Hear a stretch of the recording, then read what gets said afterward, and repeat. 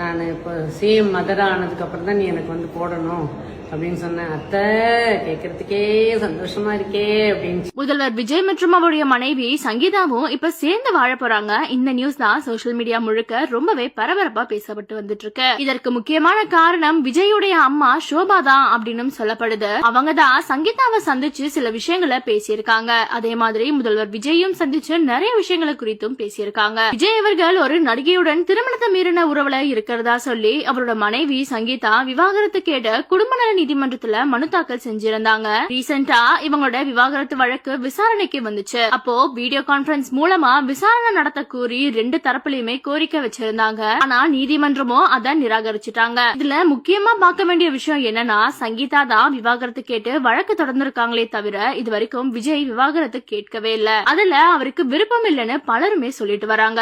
மகன் ஜேசன் சஞ்சய் மற்றும் மகள் திவ்யா சாஷாவோட எதிர்காலத்தை கருத்தில் கொண்டுதான் விஜய் இந்த வழக்கை தள்ளி போடுறாரு அப்படின்னு சொல்லப்படுது. இந்த நிலையில தான் விஜயோடைய அம்மா ஷோபா அவர்கள் சங்கீதாவை நேர்ல சந்திச்சு பேசியிருக்காங்களாம். அதுல நடந்த விஷயத்தை எல்லாத்தையும் மறந்துட்டு நடக்க போற விஷயங்களை பத்தி பாருங்க. மகன் மற்றும் மகளுடைய எதிர்காலத்தை நினைச்சு 2 பேருமே சேர்ந்து வாழுங்க. உங்களுக்குள்ள என்ன மனஸ்தாபம் ஏற்பட்டுச்சுன்னு எனக்கு தெரியல.